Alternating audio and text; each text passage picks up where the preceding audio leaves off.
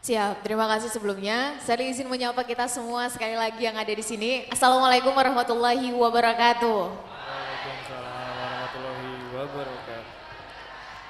Alhamdulillah, saya senang sekali teman-teman bisa ikut hadir di masjid yang viral. Masya Allah. Viral sekali. Keren sekali. Kita boleh kasih semangat, kalau di sini gimana kasih semangat untuk diri kita? Nah, Mbak tinggal bilang mana semangatmu gitu aja. Terus Nah, jawabannya ini apa? coba Gitu ya? Coba aja.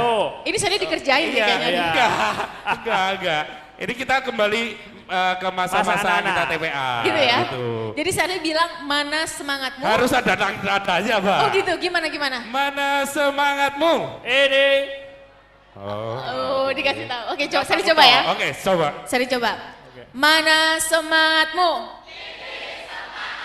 Wih, bisa kan? Keren sekali. Bedoy Iya. nang. Bedoy. mau renek Nah, suara. aku mana semangatmu? Oh toh, ada nih. Oh, Itu. Bedoy. Apa aku kudu mlebu LCC toh? Ora. Tapi karena ini kali pertama Sherly ke Sragen, tadi di perjalanan Sherly mempersiapkan pantun untuk teman-teman. Waduh, Boleh ya? Masya Sherly bacain ya? Boleh ya Ayo, teman-teman? ngomong cakep. Oke. Nggak boleh ngomong cakep. Cakep. Sebelum hari ini itu namanya kemarin. Cakep. Cakep. Luar biasa itu namanya keren. Cakep. Memang baru pertama kali Sherly datang ke Sragen, Cakep. namun keramahan jamaahnya memang bukan main-main. Masya Allah. Satu lagi. Lagi. Selagi kecil belajar di pesantren, Kakak. Cakep. agar dewasa menjadi generasi yang paten. Cakep. Teman-teman yang hadir di Masjid Al-Falah Sragen, Masya Allah. semoga terus sukses dan semakin keren. Wey. Amin. Keren ya dunia, Allah. keren juga nanti di Masya akhirat. Allah. Amin. Dan senang sekali malam ini Sherly berada di tengah kumpulan berapa nih, ratusan pasang mata. Sherly nggak tahu apakah kita juga live teman-teman yang ikut secara virtual. Tapi Sherly mohon izin di sini, salam hormat Sherly, salam takzim Sherly kepada seluruh pihak yang terlibat tanpa mengurangi rasa hormat. Sherly nggak mampu menyebutkan satu persatu, kepada takmir, ketua takmir dan seluruh pengurus, juga kepada teman-teman yang hadir di sini. Sherly mohon izin sekali kepada yang besar tak mampu menyebutkan gelar, yang kecil juga izin tak sebut nama secara lengkap. Kepada orang tua kami tentu dengan tuahnya, kepada guru-guru kami tentu dengan ilmunya, kepada para ustadz, ustazah yang ada di tengah-tengah kita di malam yang berbahagia ini, tentu dengan berkalamullah dan berkitabullahnya. Kepada senior-senior kami, ini tentu dengan pengalamannya, pengalaman hidupnya. Tapi yang jelas teman-teman, kita yang masih punya jiwa muda, ini tentu dengan semangatnya. Masih semangat? Gimana tadi? Mana semangatmu? Gitu ya kalau di sini ya. Kalau barusan itu. Iya. Barusan ibu. Barusan ya. Barusan ibu. Siap. Dan Sherly dikasih kesempatan sedikit menyampaikan pemantik, mungkin dalam beberapa menit ke depan, sebelum kita berdiskusi dua arah. Ini Sherly disclaimer dulu teman-teman. Bukan karena ilmu Sherly lebih, bukan karena pengalaman Sherly lebih, bukan karena wawasan Sherly lebih, sama sekali bukan. Ada istilah dari orang bijak yang Sherly pinjam dan Sherly sangat senang dengan istilah ini. Bahwa setiap orang itu ada masanya, setiap masa ada orangnya. Dan sekarang justru adalah masanya teman-teman, ini eranya teman-teman. Kalau kita mau bongkar nih data 148 sampai 150 juta penduduk Indonesia, ini diisi oleh anak muda saat ini. Dan menariknya 30 sampai 35%-nya adalah diisi oleh mayoritas teman-teman. Mungkin Sherly boleh bertanya dulu, di sini yang masih kuliah boleh angkat tangan nggak? Oke, yang kuliah sambil bekerja? Yang sudah bekerja? Oke, yang SMA boleh? Ada juga. Yang pesantren? Kalau pesantren ada, oke. Wah luar biasa gitu. Yang sudah menikah? Ada juga. Yang mempersiapkan diri untuk menikah? Gak enak bilangnya jomblo ya. Oke baik, jadi malam ini kita beragam sekali, starting point kita berbeda, posisi kita berbeda-beda. Tapi saya yakin semoga niat kita sama dan semoga ada hal baik setelah pertemuan kita dalam beberapa waktu, beberapa menit ke depan ini. Nah, karena ini eranya teman-teman, boleh jadi apa yang terjadi nih misalnya 30 tahun yang lalu, 50 tahun yang lalu misalnya, belum tentu cocok untuk dipakai di era sekarang. Caranya ya, taktik, siasah, metode, strategi. Maka untuk itu justru teman-teman yang paling tahu bagaimananya. Karena pada akhirnya mengenai strategi, cara, siasah, taktik, kita harus mau agile atau mampu beradaptasi. Karena ini eranya teman-teman, sekiranya nanti ada perbedaan pandangan, cara belajar, berkarya, sudut pandang yang berbeda, silakan teman-teman nanti sampaikan dan tanyakan. Kalau Sherly bisa jawab dengan senang hati, yuk kita saling sulam tambal, kita saling diskusi. Sherly pun ingin belajar dari teman-teman.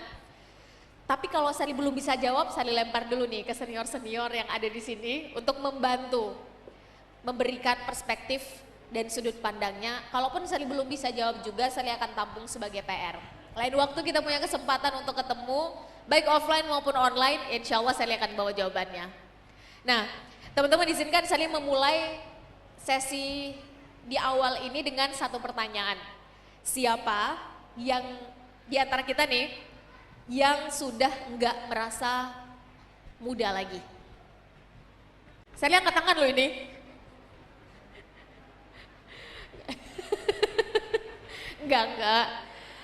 Enggak sampai seperempatnya Kak. Luar biasa ya. Luar biasa sekali. Karena menarik teman-teman, bicara tua muda kita bukan lagi bicara tentang usia. Terlalu ketinggalan zaman kalau kita bicara tua muda, kita bicara tentang usia. Meskipun di bawah Kementerian Pemuda dan Olahraga mengatur tentang usia itu, tapi sejatinya dan hakikatnya apalagi dalam konteks Islam, tua muda itu tidak dilihat dari usianya. Bicara tua muda kita bicara tentang ini dan ini. Cara kita berpikir dan pilihan-pilihan sikap kita. Kita pengen ngelihat ke depan dengan harapan atau justru sebaliknya dengan keputusasaan. Sedikit-sedikit kita mengeluh, sedikit-sedikit kita nyalahin keadaan, sedikit-sedikit kita cenderung menyalahkan situasi dan kondisi yang biasanya itu di luar kemampuan kita untuk mengontrol. Menariknya, bicara tentang muda, otomatis kita bicara tentang masa depan. Benar gak? Anak muda sedikit sekali yang bisa menawarkan hari ini teman-teman. Ayo kita akui dengan jujur, ilmu kita sedikit. Pengalaman hidup masih terbatas, masih sangat sempit. Wawasan, kalaupun ada yang kita ketahui, percaya deh ini masih sangat pas-pasan. Dengan kata lain, kalau ada secuil yang bisa kita tawarkan, ini tentu adalah masa depan. Sehingga wajar banget kalau orang bijak sering bilang, pengen ngelihat masa depan satu bangsa, negara, dan agama, cek karakter anak mudanya. Pengen memperbaiki masa depan satu bangsa, perbaiki karakter anak mudanya. Pengen menghancurkan masa depan satu bangsa, hancurkan karakter anak mudanya. Karena yang ditawarkan anak muda adalah we create the future. Dan saat bicara tentang muda, ternyata saya juga akhir-akhir ini semakin menyadari ini bukan baru viral 5-10 tahun yang lalu. Bukan baru trending 2-3 tahun yang lalu, bukan baru FYP beberapa bulan yang lalu teman-teman. Ternyata bicara tentang tua muda, konteksnya adalah semangatnya. Ini udah viral, udah trending, udah hype, udah FYP, bahkan dari ribuan tahun yang lalu, minimal dari 14 abad yang lalu. Baik dari timur maupun dari barat, sama. Kalau dari timur, kita sama-sama mengenal istilah yang udah terkenal sekali. Kurang lebih menyebutkan syubanul yaum rijalul ghad, rijalul yaum imarul ghad. Dari barat juga sama, para filsufnya menyebutkan the youth of today are the leaders of tomorrow. Artinya kurang lebih sama. Kita yang muda hari ini, yang jiwanya muda, yang hari ini akan kita bahas salah satunya adalah berupaya untuk menjadi versi terbaik diri kita. Karena Islam pada akhirnya menuntut kita untuk bertumbuh. Islam menuntut kita untuk menjadi versi terbaiknya kita. Dan ini dicontohkan bahkan dari 14 abad yang lalu. Kita kembali dulu. Karena pada akhirnya ketika kita bicara tentang muda, ini bukan sesuatu yang jauh dari kita semua. Saya teringat satu perkataan, teman-teman. Perkataan ini saya didapatkan kurang lebih ketika kelas 2 SMP. Pertama kali diberi hadiah. Untuk pertama kalinya dalam hidup, Sherly mendapat hadiah buku dari orang tua. Karena Sherly ini telat bisa membaca, jadi agak aneh ketika orang tua ngasih hadiah buku. Saat itu Sally mendapat 2 hadiah buku. Dua-duanya adalah bicara tentang perjalanan hidup. Nah, yang pertama ini adalah bicara tentang perjalanan hidup seorang aktivis kemanusiaan asal Amerika Serikat. Dia berkulit hitam, dikucilkan saat ia hidup. Udah berulang kali keluar masuk penjara sampai akhirnya dia memutuskan untuk memeluk agama Islam. Yang dia perjuangkan dalam hidupnya adalah salah satunya keadilan. Persamaan derajat antara kulit hitam dan kulit putih di Amerika Serikat sampai itu jadi undang-undang. Udah banyak peneliti sosial yang menyebutkan kalau ada presiden pertama Amerika Serikat berkulit hitam sebelum Presiden Obama, maka secara social influence yang menurut World Economic Forum nih misalnya sampai 2030 adalah salah satu skill set yang kita butuhkan, maka otomatis orangnya adalah yang paling layak Malcolm X. Nah, teman-teman, Malcolm X pernah bilang kurang lebih kayak begini. The future, masa depan, belongs to those who prepare for it today. Masa depan adalah milik mereka yang mau mempersiapkan hari ini. Dan bicara tentang masa depan, bicara tentang persiapan, kita udah gak bahas lagi nih, kita laki-laki atau perempuan, kita lahir dan berprosesnya di mana, kita sempat berproses di masa-masa misalnya pandemi atau COVID-19 apa enggak, sehingga mayoritas generasi kita sering disebut sebagai generasi COVID-19, benar nggak? Kita berasal dari kondisi sosial ekonomi keluarga seperti apa, ternyata kita tidak sedang membahas ini, dan Malcolm X juga tidak sedang membahas ini. Bicara tentang masa depan, maka kita semua yang mau melakukan persiapan dan berdamai minimal dengan 3 hal. Pertama, mau bekerja keras. Easy come, easy go. Jangan percaya yang instan teman-teman. Cepat dapatnya, cepat juga kita harus mau melepasnya. Untuk itu yang mahal dari hasil kira-kira apa? Prosesnya.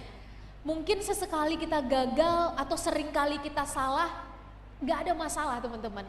Justru dari situ kita belajar, tapi rasakan sakitnya berjuang, nikmati prosesnya belajar, karena hanya mereka yang merasakan sakit untuk belajar dan berproses itulah yang akan layak untuk menikmati hasil nanti. Kita lanjut dulu. Yang pertama adalah kerja keras, yang kedua adalah kerja cerdas. Harus kita akui sekarang kita hidup di era yang satu kali klik kita bisa nyebarin informasi sepersekian detik, bener ya? Yang mungkin 30 tahun yang lalu belum ada nih kondisi kayak begini. Sekarang kita hidup, badan boleh ada di Sragen dan sekitarnya, tapi karya kita bisa melampaui batas-batas wilayah. Bukan hanya sesama di wilayah Jawa Tengah, bahkan seluruh Indonesia, bahkan seluruh dunia bisa menyaksikan karya teman-teman. Kita hidup di zaman badan boleh ada di Indonesia, pertemanan udah borderless. Dan ini menjadi menarik untuk melihat potensi dakwah dan amplify kebaikan. Bukan hanya kebaikan sebetulnya, keburukan juga sama. Untuk itu wajar ketika kita kembali melihat sebuah hadis yang menyebutkan muncul dan besarnya kebatilan, kemudorotan ada di tengah-tengah. Ini bukan karena secara kualitas yang paling baik, tapi jangan-jangan orang baiknya diam-diam dan malu-malu untuk menunjukkan dirinya. Untuk itu di era sekarang, do and give the best are not enough. Melakukan dan memberikan yang terbaik di zaman sekarang udah gak cukup. We should show it, kita harus tunjukkan. Tentu ada caranya, tentu ada metodenya, yang bolehlah nanti kita berdiskusi lebih lanjut. Kita lanjut dulu, poin yang ketiga adalah ini eranya kita bekerja sama. Atau bahasa kerennya adalah ini eranya kita berkolaborasi. Skill kita A nih misalnya, skill mereka B. Ayo kita saling gandengan tangan. Kemampuan kita X, kemampuan mereka Z, ayo kita saling sulam tambal. Lebih dari 70 tahun sudah negeri ini merdeka. Dari awal kita merdeka, slogan kita udah jelas, Bhinneka Tunggal Ika, bener ya? Berbeda-beda tapi tetap satu. Sekarang kita disibukkan dengan perbedaannya, lupa dengan satu statement yang di belakangnya justru paling penting. Menunggal Ika. Jadi kalau ada pertanyaan apa yang paling kita rindukan sekarang, baik sebagai warga negara misalnya, atau sebagai pemuda muslim-muslimah di negara yang notabene-nya menjadi negara dengan jumlah penduduk muslim-muslimah terbesar di dunia, secara kuantitas kita belum bicara tentang kualitas, maka jawabannya adalah bersatu. Ini zamannya kolaborasi. Selama ada irisan tujuan, selama ada irisan visi yang sama, maka otomatis besar kemungkinan perbedaan itu akan jadi rahmat dan anugerah. Dan bukankah itu juga yang terus-terusan diulang di dalam Al-Quran? Untuk itu menarik ketika melihat semua perbedaan yang ada, sebutlah misalnya di negeri ini, dari ujung barat Indonesia sampai ujung timur Indonesia, dari Samudra Pasai kalau dulu sampai Ternate Tidore. Kira-kira perbedaannya banyak gak? Banyak banget. Suku, budaya, bahasa, adat, norma-norma sosial. Kalau dulu mungkin agama juga gitu ya. Tapi kira-kira kenapa kita saat itu bisa bersatu? Ya, semuanya mau menurunkan ego, fokusnya adalah pada persamaan, bukan lagi pada perbedaan. Untuk itu menarik ketika misalnya hari ini kita akan bahas, salah satu pertanyaan pentingnya adalah mengenal diri sendiri, self-awareness kalau bahasa anak mudanya, karena ini akan membuat kita bukan lagi berkompetisi dengan yang luar, kita akan berkompetisi antara kita yang hari ini dengan kita yang kemarin, dan antara kita yang hari ini dengan kita yang esok. Kita lanjut dulu, selama kita mampu berdamai dengan 3 hal tadi, maka sebetulnya siapapun kita, tadi kita sempat tanya nih, ternyata starting point kita beda-beda. Status kita saat ini beda-beda, ada yang mahasiswa, ada yang sudah bekerja, ada yang sudah menikah, ada yang mempersiapkan diri, ada yang mungkin sudah dikaruniai anak, ada yang mungkin saat ini pelajar atau mondok, silakan. Passion, hobi, skill kita pun berbeda-beda, tapi pada akhirnya ini nggak mengurangi esensi kita untuk mempersiapkan masa depan kita, masa depan orang-orang tersayang kita, masa depan wilayah kita, lebih besar lagi skalanya, masa depan bangsa, negara dan agama. Ini menarik. Karena kesempatan itu ternyata jauh lebih senang datang dan hinggap kepada mereka yang bersiap. Kesempatan jauh lebih senang hinggap kepada mereka yang duluan melakukan persiapan dalam hidupnya, dalam hal apapun. Dalam hal ilmu, pengalaman, wawasan, pertemanan, skill, dia yang duluan bersiap, dia duluan yang akan dapat kesempatan. Dan dalam mempersiapkan diri, ternyata cara kita berpikir teman-teman, ini cuma dibedakan jadi 4 tipe manusia. Izinkan saya mengawali dari sini agar frekuensi diskusi kita nanti sama secara cepat. Tipe yang pertama adalah tipe-tipe yang pesimis. Yang apa? Yang pesimis. Cirinya gimana Mbak Ser? Tanyakan satu pertanyaan pada manusia jenis ini tentang masa depan, biasanya nih jawabannya selalu dimulai dengan kata dan mengecilkan diri sendiri. Teman-teman, kira-kira 2-3 tahun ke depan ngelihat diri sendiri punya karya dalam bidang apa? Itu biar mereka aja deh Mbak Ser, mereka yang pinter-pinter, mereka yang punya orang dalam, mereka yang lebih dekat dengan akses informasi, mereka yang lebih punya support system, mereka duluan aja berpikir ke arah sana. Ya terus kalau kita gimana teman-teman? Kita ini apalah, cuma serpihan rengginang. Tipikal manusia yang pesimis, mereka duluan mengerdilkan dirinya sendiri, mengecilkan potensi yang dititipkan oleh Yang Maha Kuasa pada dirinya sebagai wasilah untuk berkarya sebelum orang-orang sekitarnya. Tipikal manusia pesimis duluan berpikir inferior atas dirinya, atas potensinya, sebelum orang-orang di sekitarnya. Tipikal manusia yang kedua, kita agak cepat sedikit, adalah manusia-manusia yang realistis. Sama, tanyain aja satu pertanyaan pada manusia jenis ini tentang masa depan, biasanya nih manusia-manusia realistis akan nyaris menjawab dengan awalan, ya udahlah. Teman-teman, kira-kira 5-10 tahun ke depan pengen ngeliat wilayah kita kondisinya kayak gimana? Sebutlah kita perkecil, di Sragen misalnya. Pengen ngeliat kondisi Sragen kayak gimana? Ya udahlah, itu nanti gimana kondisinya diwariskan pada kita aja. Teman-teman, kira-kira nih, teruntuk kita yang tiap bulan misalnya masih minta dengan orang tua. Kira-kira mungkin kita belum bisa ngasih, tapi kira-kira kapan kita tidak lagi merepotkan orang tua? Ya udahlah, itu nanti gimana takdir berbicara aja. Teman-teman, kira-kira 2, 3, 4 tahun ke depan, sekiranya saat ini kita sedang bersekolah, mondok atau berkuliah, saat alma mater tempat kita bersekolah sekarang sudah dilepas, saat toganya sudah dipindah, kira-kira pengen ngelihat diri sendiri punya karya dalam bidang apa? Ya udahlah, itu nanti gimana kesempatan datang pada kita aja. Tipikal manusia realistis teman-teman, mereka senang untuk dibentuk oleh lingkungan, bukan mereka yang membentuk lingkungan. Tipikal manusia realistis senang mendengar narasi orang, Bukan mereka yang menciptakan narasi untuk didengarkan oleh orang.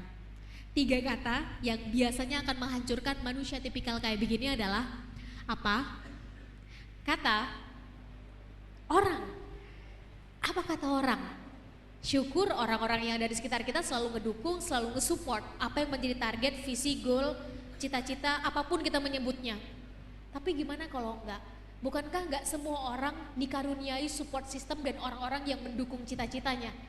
Satu kali hidup, umur kita singkat, masa muda itu enggak terulang 2 kali.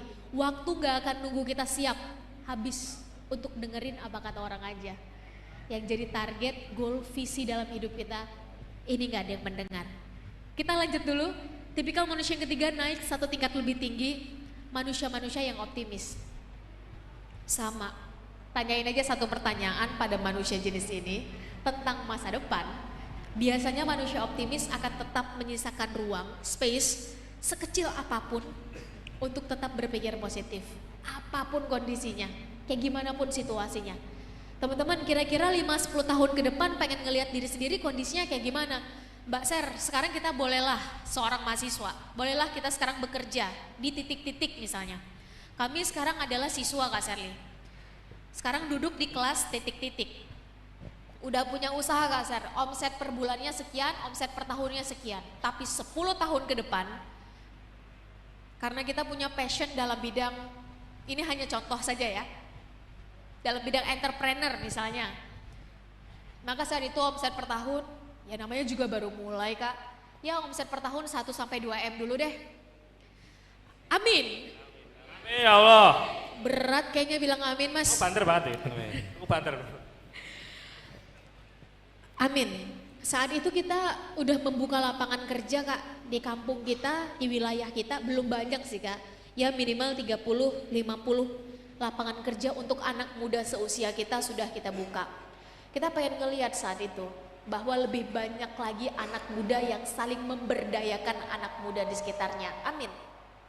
Amin ya Allah. Mbak Ser, tunggu dulu. Target kita bukan ke sana Mbak Ser. Silahkan.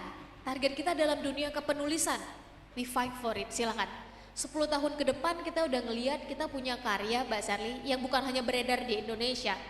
Beredarnya udah di Asia Tenggara bahkan dunia. Udah ditranslate ke dalam 3 bahasa. Amin. Amin ya Allah.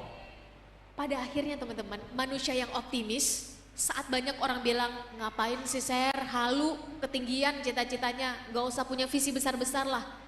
Daripada nanti kita kecewa dengan ekspektasi yang terlalu berlebihan, manusia optimis justru adalah orang pertama yang akan mengatakan, I'm gonna prove it, kita yang akan buktikan. Ketika banyak orang yang mengatakan bahwa itu sesuatu yang gak mungkin, manusia optimis yang akan duluan memvisualisasikan apa yang akan terjadi ke depan. Mari kita buktikan, 10-13 tahun yang lalu, ketika ada sekitar 7-8 anak muda yang punya ide, yang punya gagasan untuk mengonlinekan transportasi di Indonesia. Apakah ditertawakan? Ditertawakan, dianggap aneh, dianggap gila idenya. Tapi ketika itu dieksekusi secara serius, benar-benar sungguh-sungguh, pada akhirnya yang Maha Kuasa pun berjanji bahwa siapa yang bersungguh-sungguh, maka otomatis dia yang akan mendapatkan. Untuk itu bekerja keras mau gak mau adalah syarat untuk mendapatkan reward di akhir.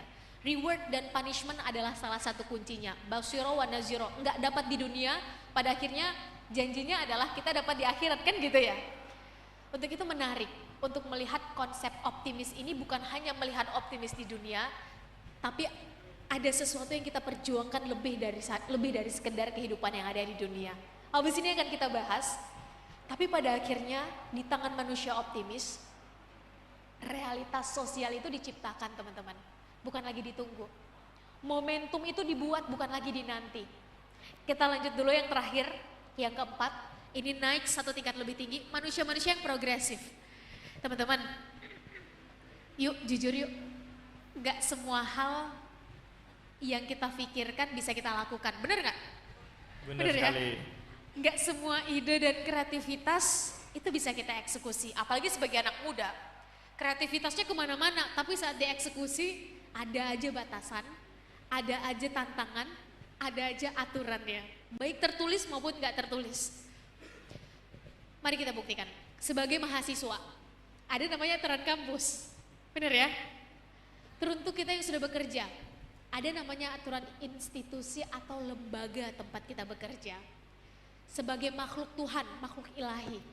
Ada namanya aturan Tuhan, aturan ilahi. Sebagai warga negara, kita punya aturan negara. Sebagai makhluk sosial, kita punya norma sosial di tempat kita tinggal. Norma sosial kita di sini misalnya, belum tentu bisa dan cocok kita bawa ke barat Indonesia. Norma sosial di barat Indonesia belum tentu cocok kita bawa ke timur Indonesia. Norma sosial kita sebagai warga negara Indonesia mau kita bawa ke Eropa belum tentu pas. Norma sosial di Eropa mau kita bawa ke Timur Tengah belum tentu diterima. Norma sosial di Timur Tengah mau kita bawa ke Amerika belum tentu cocok dengan masyarakatnya. Yang di Amerika mau dibawa ke Jepang belum tentu cocok. Kita manusia hidup penuh dengan aturan teman-teman. Sadar atau tidak sadar, terima atau tidak terima, suka atau tidak suka. Justru aturan itu yang membuat kita terus berada on the track.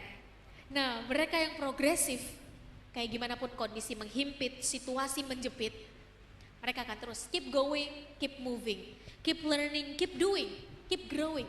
Gak bisa pakai cara A, pakai cara B. Gak bisa pakai cara B, pakai cara C. Gak bisa pakai cara C, masih ada 20-an cara lain sampai huruf Z. Selalu ada ide-ide yang kreatif, inovatif, tapi tetap solutif di tangan manusia-manusia yang progresif.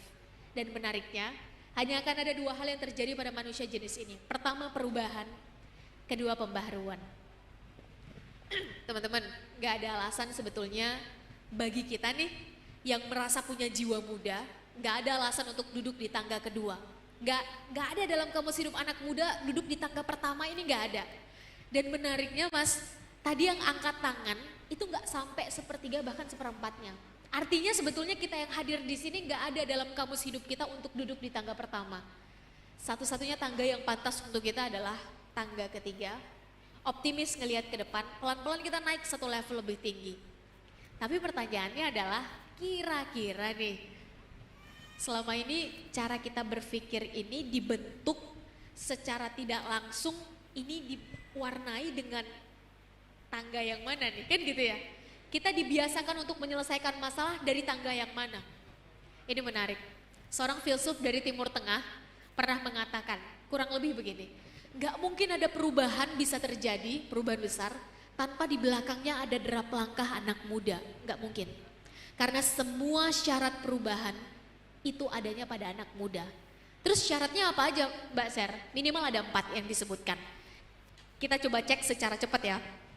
Syarat perubahan itu harus ada energi yang besar. Dan harus kita akui yang punya energi membuncah itu adalah anak muda. Benar ya Mas ya? Dilalahnya adalah energi ini masih bebas nilai. Mau kita arahkan ke positif, mau kita arahkan ke negatif, keputusannya ada di tangan kita. Yang kedua, syarat yang kedua adalah waktu. Di dalam Al-Quran sendiri, waktu ini diulang-ulang dengan kata yang berbeda. Bahkan mulai dari kita bangun nih, misalnya di sepertiga malam kita bangun, sampai nanti kita menutupkan mata lagi, waktunya ada rahasia besar pada waktu teman-teman. Untuk itu ketika anak muda menghabiskan waktunya untuk sibuk bukan untuk produktif, hold on, jangan-jangan kita tengah mengisi waktu kita untuk sesuatu yang bukan sesuai dengan target. Capek sih, 7 hari dalam 1 minggu, 30 hari dalam 1 bulan, 365 hari dalam 1 tahun, habis tapi ternyata kita sedang jalan di tempat. Habis ini akan kita bahas secara cepat karena waktunya ternyata semakin singkat. Syarat yang ketiga adalah rasa ingin tahu. Dan ini pun ada pada anak muda. Satu kali kata jangan muncul bagi anak muda, akan ada 101 hingga 1001 cara untuk tetap melakukannya. Entah itu diketahui ataupun tidak diketahui. Terakhir, syarat perubahan itu adalah melawan arus. Anak muda gak senang ikut status quo teman-teman. Anak muda itu senangnya melawan arus. Ketika bisa dipertanggungjawabkan nilai kebaikan dan kebenarannya. Karena kekayaan terakhir yang dimiliki anak muda adalah value tadi yang disebut nilai yang dipegangnya. Nah, saya izin masuk ke sini. Mari kita buktikan. Gak usah jauh-jauh ke dunia deh. Indonesia dulu. Setiap ada perubahan besar di negeri ini selalu melibatkan anak muda. Benar ya Mas? 1908, 1928, 1945. Kalau nggak ada anak muda saat itu yang mengasingkan founding fathers kita ke Rengas Dengklok, mungkin sampai sekarang kita belum merdeka. 1968, 1998, 2008, beberapa tahun yang lalu, 2019, setiap ada perubahan besar di negeri ini selalu melibatkan mereka yang masih punya jiwa muda. Dan ternyata indikatornya sama, memiliki 4 hal tadi. Nah untuk itu, rasa-rasanya di zaman yang sekarang segala perubahan terjadi, kalau ada istilah dari orang tua kita, kalau ada hal paling pasti, paling niscaya di dunia ini, ya perubahan itu sendiri. If we are finished changing, then we're finished. Saat kita manusia berhenti berubah, tandanya kita selesai. Maka otomatis ketika perubahan itu terjadi, boleh jadi kita sekarang memang hidup di industri 5.0, maka it's not about the gun, it's about the man behind the gun. Ini bukan lagi tentang senjatanya. Kita semua nyaris sudah menggunakannya dan sudah masuk di dalamnya. Mau gak mau, suka gak suka, siap gak siap. Ini tentang siapa yang memegang senjatanya. Pistolnya mau dipakai untuk membunuh atau membantu. Pisaunya mau dipakai untuk mudarat atau manfaat. Kira-kira toolsnya, alatnya mau kita pakai untuk mempercepat menuju target atau memperlama kita karena sibuk dengan tsunami informasi yang dihadirkan setiap harinya untuk kita anak muda. Untuk itu sebagai akhir, jangan ulangi kesalahan Sherly teman-teman. Sekitar 10-13 tahun yang lalu, Sherly adalah manusia yang sibuk dan gak enak jadi manusia sibuk. Beneran gak enak. Jangan ulangi kesalahan Sherly secara cepat. Bedanya apa Kak Ser? Jauh. Kalau manusia sibuk semuanya diikutin. Hari ini trending A kita ikut. Besok viral B kita juga akan ikut. Lusa FYPC kita pun akan ikut. Maka ketika everything changes, semua hal berubah. Demikianlah orang yang sibuk akan terus berubah-ubah. Ibaratnya kita mau menghilangkan haus, tapi yang kita minum adalah air laut. Maka otomatis yang kita cari adalah validasi eksternal. Otomatis yang terjadi adalah dahaga kita akan semakin bertambah-tambah. Benar ya? Untuk itu mari kita pastikan kita minimal pertemuan kita yang singkat ini mampu membuat kita mulai deep diving, nanyanya ke dalam. Sebetulnya tujuan kita apa sih? Sebetulnya apa sih visi hidup kita apa? Target kita sebetulnya apa? Miliki target dalam hidup. Karena dengan itu kita akan mulai mencari tahu siapa kita, starting point kita di mana. Dulu Sherly nggak tahu kalau Sherly adalah manusia sibuk, sampai akhirnya Sherly ditegur oleh seorang mentor mempertanyakan 4 hal. Mungkin Sherly percepat, nanti boleh kita bahas. Pertanyaan pertama yang Sherly gagal untuk menjawabnya adalah siapa kita di masa depan. Teman-teman melihat diri sendiri sebagai siapa di masa depan. What's the goal? Target kita apa? Visi kita apa? Tujuan kita sebetulnya kemana? Miliki target dalam hidup teman-teman, karena kalau enggak, maka otomatis kita akan terus ikut dengan arus. Sherly bukan bilang ikut arus itu nggak baik. Boleh jadi itu baik, apalagi kalau arusnya membawa kita terus bertumbuh. Tapi bagaimana kalau enggak? Otomatis kita akan terus sibuk dengan aktivitas. Kalau sekarang 8-13 jam waktu kita anak muda habisnya di sini, viralitas, FYP, trending, apapun namanya, viralitas itu dibuat teman-teman. Maka otomatis tanpa target kita akan terus sibuk dengan sesuatu yang berubah-ubah. Setelah bagian ini selesai, minimal kita punya smart goal setting kita sendiri. Pertanyaan kedua adalah yang Sherly pun gagal, yaitu tema kita.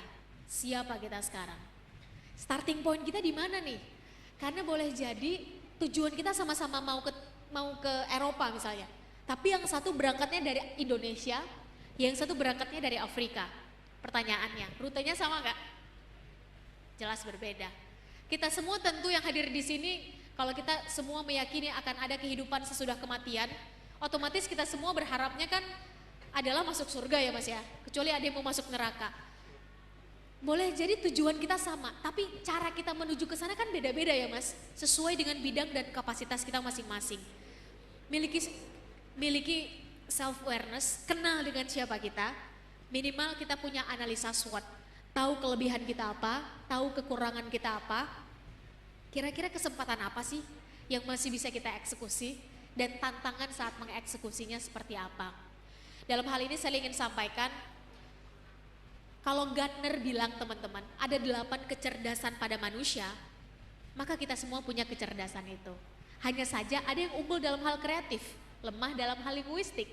Ada yang unggul dalam hal kinestetik, lemah dalam hal hitung-menghitung, logical mathematical. Gak fair kita mengukur kemampuan Zaid bin Sabit dengan kemampuan linguistiknya, terus mau kita battle, mau kita bandingkan dengan Khalid bin Walid dengan kemampuan kinestetiknya. Ini gak fair. Rasa-rasanya gak adil ketika kita membandingkan kemampuan mereka yang punya kelebihan dalam hal memanah misalnya, dengan mereka yang kemampuannya adalah bermain pedang. Keduanya penting di pos masing-masing. Untuk itu bukan tugas kita membuat semua orang senang. Dan gak akan mampu kita manusia membuat semua orang senang. Tugas kita manusia adalah temukan potensi yang Tuhan titipkan pada diri kita dan segera putuskan untuk bertumbuh. Dari yang awalnya baik jadi lebih baik. Lebih baik jadi the best version of us. Yang udah the best naik lagi satu tingkat lebih tinggi. Yang dengan kehadirannya bisa ngasih impact seluas-luasnya untuk orang-orang sekitarnya. Karena ternyata pencapaian tertinggi seorang anak manusia bukan dilihat dari berapa banyak gelar di belakang namanya. Bukan dilihat dari kira-kira berapa banyak nih kemampuan finansialnya misalnya. Bukan dilihat dari seberapa besar keterkenalannya dalam konteks ini di dunia, bukan. Tapi dengan semua kelebihan dan privilege itu dialamatkan kemana? Untuk dirinya sendiri atau orang banyak. Dan bukankah ini alasan paling logis kenapa Nabi Muhammad SAW ditempatkan sebagai orang nomor 1 paling berpengaruh di dunia oleh Michael Hart dalam bukunya 100 orang paling berpengaruh di dunia. Bukan karena status quo beliau adalah seorang pemimpin negara. Bukan karena beliau adalah seorang diplomat ulung kala itu. Bukan karena beliau adalah pemimpin perang. Bukan karena beliau adalah seorang yang menikahi seorang perempuan yang kekayaannya 3/4 dataran Jazirah Arab. Bukan. Tapi dengan semua privilege itu, beliau alamatkan adalah untuk kepentingan umat, dakwah, penyebaran agama Islam, dan seterusnya. Untuk itu wajar ketika kita misalnya sekarang sering mendengar guru-guru kita menyebutkan khairun nas anfa'um linnas. Dengan resources yang beda-beda, mungkin masnya adalah dari kemampuan kreatif, mungkin ada yang pendidikan, mungkin kemampuannya entrepreneur, mungkin kemampuannya dalam bidang lingkungan, mungkin kemampuannya dalam hal menulis, silahkan. Tapi pada akhirnya saat tujuan kita bareng, tujuan kita sebetulnya sama, kita akan ketemu di satu titik. Kita lanjut dulu, self-awareness muncul, ini akan berbanding lurus dengan confident, rasa percaya diri. Jadi kalau sampai sekarang nih masih ada yang bertanya, Mbak Ser gimana rasanya ngatasin insecure? Hold on, hanya ada 2 hal yang membuat kita ternyata nggak pede teman-teman. Pertama kita nggak tahu kelebihan kita di mana. Yang kita lihat terus kekurangan kita.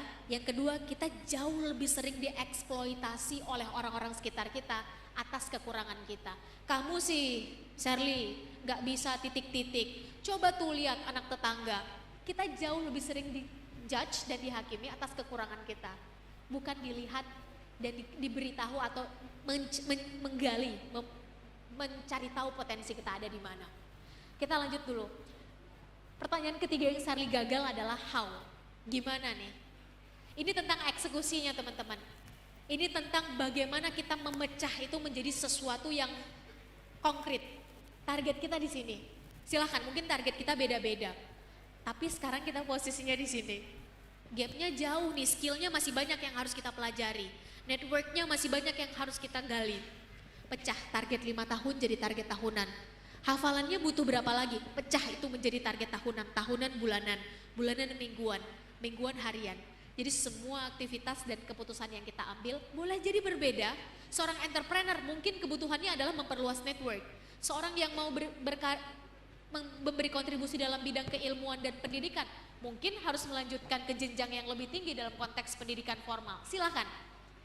Untuk itu, dengan kita tahu sebetulnya minimal 3 hal ini, kita akan jauh lebih yakin dengan pilihan-pilihan sikap kita. Terakhir, pertanyaan keempat. Kalau Sally boleh jujur, dulu Sally anggap ngapain sih nanya pertanyaan kayak begini ke anak muda, klise banget dulu ya.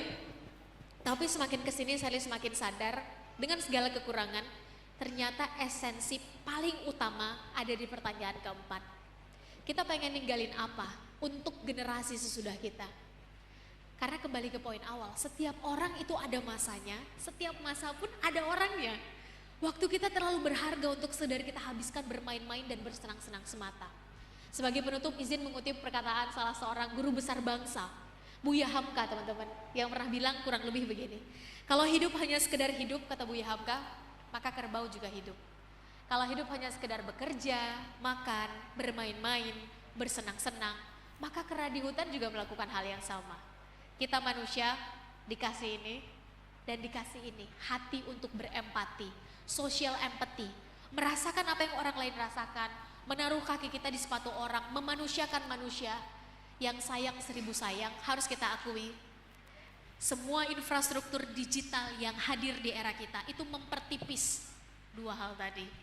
Untuk itu ketika dua hal tadi kita pertahankan dan latih, maka kita yang mengendalikan, bukan kita yang dikendalikan. Kita yang mewarnai, bukan kita yang diwarnai. Kita yang menggunakan teknologi, bukan kita yang pada akhirnya digunakan oleh teknologi. Dan bukankah dari awal Islam hadir itu untuk mewarnai, bukan untuk diwarnai. Dari awal Islam hadir itu bukan untuk dibentuk, tapi untuk membentuk. Hijrahnya Nabi Muhammad SAW dari Mekah ke Yastrib, ke Madinah kalau zaman sekarang, itu bukan tanpa target, bukan tanpa strategi, bukan tanpa visi, bukan tiba-tiba dan ujuk-ujuk, tapi jelas targetnya. Untuk itu saat 4 pertanyaan tadi bisa kita jawab, nggak ada tuh istilah, wah goal kita terlalu tinggi, wah 1-2M tadi terlalu besar.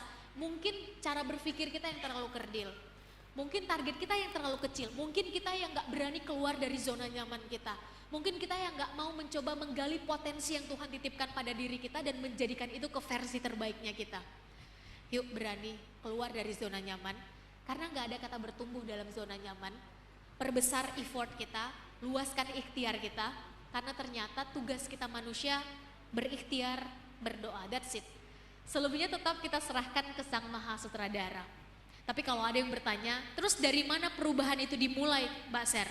Maka saya ingin sampaikan sebagai akhir, nggak ada perubahan besar itu bisa terjadi tanpa akumulasi perubahan kecil dan partikel terkecil perubahan. Ini ada pada diri kita sendiri, pada cara kita berpikir.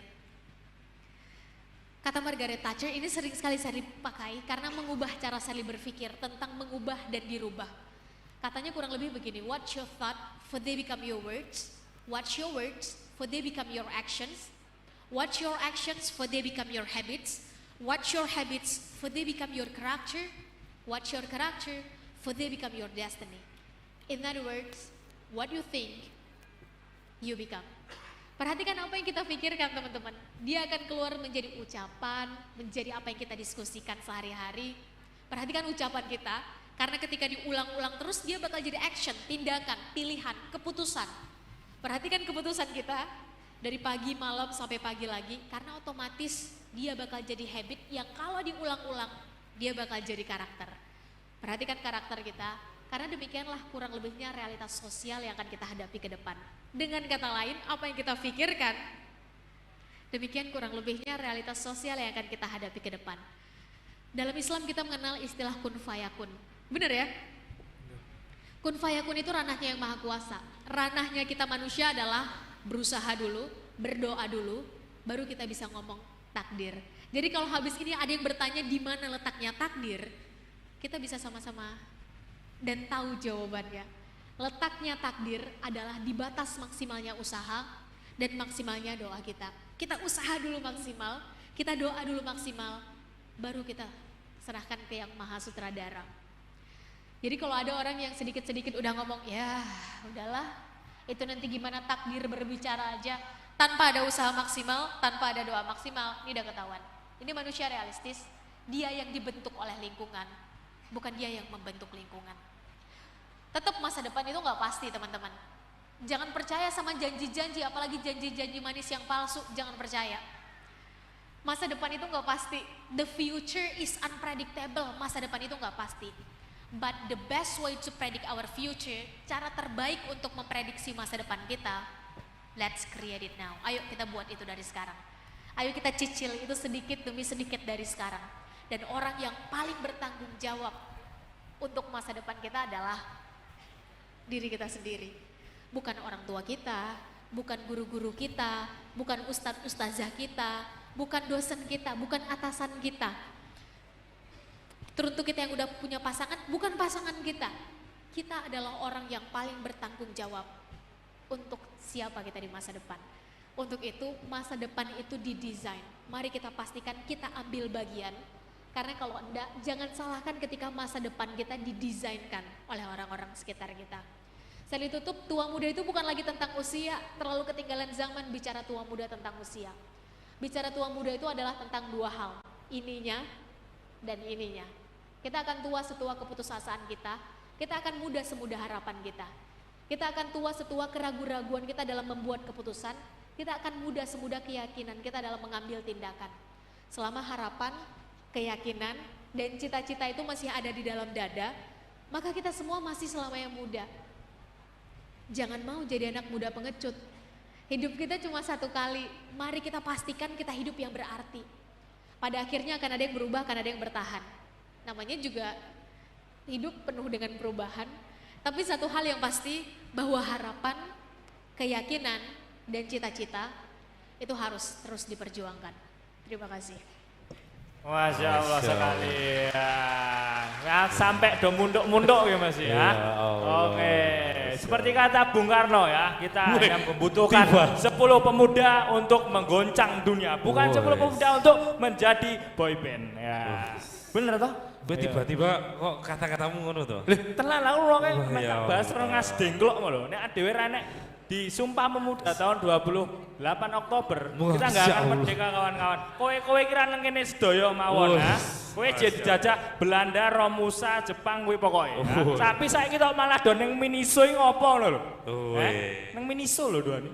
Piye iki? Aku emosi. Kayak iki kesurupan apa tuh Pak? Oh, ayo. Soalnya rada menggairahkan nih lho karena waduh, sangat luar biasa ya apa yang disampaikan oleh Mbak Sherly tadi. Ya Allah. Saya sampai yang membuat saya heran sebenarnya adalah fotografer ini. Kenapa? Saya lagi memperhatikan disuruh mundur. Saya disuruh mundur terus. Saya disuruh mundur. Oke, banyak sekali Mbak ternyata insight yang saya tadi coba nyatet ternyata nggak dapat semua. Karena luar biasa sangat banyak sekali. Ada beberapa hal yang harus kita pahami tadi. Tadi do merhati ke ora sing asli? Do ngerti apa ora? Perhatikan enggak? Perhatikan Mas. Oke, luar biasa. Syarat-syarat perubahan tadi. Wah. Yang salah satunya adalah melawan arus. Wah. Melawan arus. Berarti habis dari sini kita putar balik. Putar balik to muli. Muli balik. Sing main ngapi liwate Sragen sik berarti. Oke. Nanti teman-teman di sini kita buka diskusi ya. Mbak Sherly, kita buka diskusi, teman-teman yang mau nanya silakan siapkan pertanyaan terbaik. Panitia untuk yang ahwat teknisnya gimana pakai untuk ahwat? Kertas atau kertas? Mic aja. Pakai mic langsung. Oke. Nanti mic aja, siapkan pertanyaan terbaik dulu. Tapi sebelum ke situ, Mbak. Ini sebenarnya banyak banget pertanyaan di benak saya itu tentang anak-anak muda ini. Apalagi tentang hari ini Mbak Sherly bilang anak muda harus kritis dan sebagainya macam. Tapi yang kita lihat pada era-era sekarang ya, apalagi saya melihat fenomena beberapa tahun lalu ketika anak-anak muda, mungkin kita membedakan demo 98 saat dan demo saat Undang-Undang Cipta Kerja kemarin. Oh iya. Nah, ini rada serius ya. Jeffrey Nicole. Nah, saya tak kan gini. Banyak orang-orang yang sekarang anak-anak muda ini anak-anak muda yang ikut larut dalam demo itu malah dalam tanda kutip panjat sosial sebenarnya. Jadi kayak gini Mbak, Mbak Sherly gencar di media sosial. Ayo anak muda kita harus kritis dan sebagainya macam. Nah, sedangkan realitanya kita sendiri sebenarnya sama diri sendiri belum beres. Kita sendiri seperti yang bilang tadi, kita masih pengen dianggap wah dan dianggap menyenangkan semua orang. Nah itu perubahan itu harus kita lakukan dari mana? Itu yang menurut Mbak Sherly harus hari ini pemuda itu harus memulai dari mana? Harus dimulai dari diri sendiri, karena dalam Al-Quran juga dibilang Ar-Ra'd ayat 11 bahwa tidak akan diubah nasib satu kaum sebelum mereka mengupayakannya sendiri. Kalau kita bicara kaum berarti bicara peradaban, maka partikel terkecil peradaban adalah individu-individunya. Pengen mengubah masa depan satu wilayah nih misalnya, otomatis yang harus diubah adalah masing-masing individunya, kan gitu ya. Untuk itu ketika ditanya dari mana perubahan itu dimulai, saya yakin kita yang hadir di sini sudah sama-sama tahu bahwa mulainya adalah dari diri kita sendiri. Tapi kalau ditanya mulainya dari mana, maka dua partikelnya. Pertama di sini mindset, yang kedua di sini niat. Karena perubahan itu dimulai dari niat, Thomas. Benar nggak? Niatnya untuk apa? Niatnya untuk mendapat tepuk tangan, niatnya untuk mendapat pujian, niatnya datang ke sini kira-kira untuk apa? Karena ada si dia misalnya, atau kenapa? Atau niatnya beyond ourselves, lebih dari itu. Niatnya adalah kita udah nggak ngelihat itu lagi Kak Ser. Kita mulai berkarya misalnya dalam bidang apapun, salah satunya di sosial media. Niatnya adalah untuk titik-titik, silakan. Niat ini yang akan membuat sejauh apa kita akan bertahan dengan apa yang sudah kita mulai. Ada istilah begini, memutuskan berubah itu gampang Mas. Yang sulit apanya teman-teman? Istiqomah. Yang sulit itu adalah istiqomahnya. Memutuskan berubah itu gampang, yang sulit adalah konsistennya. Memutuskan berhijrah boleh jadi adalah gampang, yang berat adalah konsistennya. Untuk itu wajar mereka yang konsisten akan duluan sampai ke garis finish daripada mereka yang optimis, wah semangat nih, tapi nggak konsisten. Nah untuk itu pada akhirnya niat dan mindset yang keduanya berawal dari diri kita sendiri adalah starting point dari perubahan itu sendiri. Oke. Berarti bisa dibilang kesuksesan itu sebenarnya bukan masa depan, tapi tentang awal kita memulai ya sebenarnya. Betul. Sukses Betul. itu sudah dimulai sejak kita bergerak pertama kali. Betul. Waduh, ini Semangat, rata pinter ya Kia? Pinter loh. Lalu gini Mbak. Wah, kon ngombe sih Mas Ginang kalah. Kalah, udah ngombe toh? Siap. Lalu gini Mbak, ini permasalahan anak muda yang sering terjadi, yaitu dengan mimpi yang dikekang oleh restu orang tua. Waduh, mesti do mikir kabeh iki mesti mau. Oh, aku banget Mas. Oh, aku lagi ngrasane mesti ngono kuwi. Kadang-kadang ini, Wani ngaco ra? saya pengen jadi influencer. Wah. Sudah buat konten, Neng ngarep kamera ra wani. nggak boleh sama orang tua. Terus ada orang-orang yang mungkin ya, teman-teman saya itu ada yang masih dia sebenarnya pengen jadi entrepreneur tapi orang tuanya pokoknya harus jadi dokter. PNS. Itu mengatasi hal seperti itu relate ya teman-teman? Relate, permasalahannya podo kabeh ya ayo. Ojo kowe barang Mas. Ora no. Ora toh. Wong tuaku CS. Oh iya. Oke, kalau permasalahan itu gimana? Apakah itu sebagai tantangan atau hambatan atau sebenarnya tadi poin ketiga tentang kolaborasi tadi, tentang ini adalah era kolaborasi atau itu adalah malah justru peluang yang bisa kita kolaborasikan, seperti apa menurut Mbak Sherly? Kalau menurut Sherly, semuanya kayaknya. Karena pertama kita samain dulu frekuensi Mas, bahwa orang tua yang baik itu pasti menginginkan yang baik untuk anaknya, bahkan yang terbaik untuk anaknya, bener ya? Yang udah jadi orang tua misalnya di sini boleh kasih pandangannya. Orang tua yang baik itu tentu mengharapkan yang baik, bahkan kalau bisa lebih baik untuk anaknya. Nah, berbeda pandangan antara anak dengan orang tua ini saya pikir adalah hal yang biasa karena zamannya berbeda. Mungkin ada beberapa hal yang di zaman orang tua kita dulu itu belum ada dan sekarang itu terjadi. Yang mau gak mau ini kan harus dikomunikasikan. Tapi satu hal yang pasti bahwa bedanya pandangan kita dengan orang tua ini tidak mengurangi kewajiban kita sebagai anak untuk tetap berbakti pada orang tua. Betul. Tidak mengurangi kewajiban kita sebagai anak untuk tetap berbuat baik, bertutur kata yang baik dan sopan pada orang tua. Terus caranya gimana Kak Ser ketika tantangan itu datang ketika kita sedang mengejar cita-cita? Berbeda pandangan dengan orang tua. Saya disclaimer dulu bahwa gak ada cara yang bisa kita copy paste dari satu orang ke orang lain. Itu nggak ada karena kita semua unik dengan cara kita masing-masing. Tapi beberapa kali berbeda pandangan dengan orang tua, ini yang saya lakukan. Jadi maksudnya ini bukan saklek begitu enggak. Ini yang saya lakukan dan sejauh ini sih cocok sama Sherly ya. Oke, bisa dicatat ini.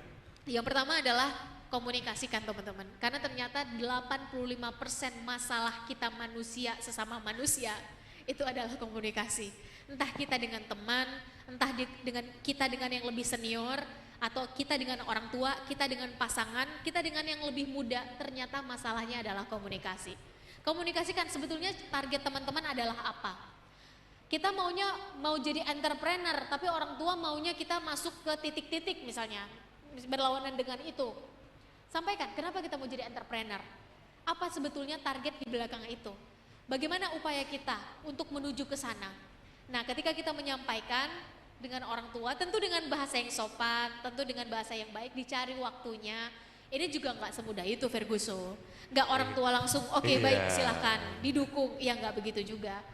Terus diulang, dan dalam prosesnya, tahap yang kedua, proof, buktikan. Karena pembuktian ini bukan lewat ini, tapi lewat ini, bukan lewat kata-kata, tapi lewat tindakan. Makanya dalam hal ini melihat pembuktian seseorang, kita sungguh-sungguh dengan apa yang ingin kita kejar, lihat dari apa yang dilakukan sehari-hari. Itu mendekati ke sana atau justru sebetulnya kita berputar di tempat atau bahkan menjauhinya. Nah, dalam konteks ini sama, buktikan sebetulnya kita maunya menjadi entrepreneur misalnya, buktikan dalam keseharian. Mau itu dari sikap kita sehari-hari, kita udah mulai usaha kecil-kecilan, sembari komunikasi. Ibaratnya logikanya begini teman-teman, batu aja kalau ditetesi air terus-menerus konsisten, padahal kan air itu Iya, benar. lembut, dia mengikuti wadahnya kan begitu ya. Tapi batu itu bisa cekung kan gitu. Apalagi hati manusia, apalagi hati orang tua. Terus lakukan secara konsisten dan didukung dengan doa, karena yang membolak-balikan hati manusia kan pada akhirnya yang Maha Kuasa. Setelah bagian ini selesai, ini naik satu tingkat. Biasanya pelan tapi pasti trust itu akan terbuka. Ya udah deh, kalau memang si X memang senangnya adalah dalam dunia kreatif, ya udah kita coba fasilitasi.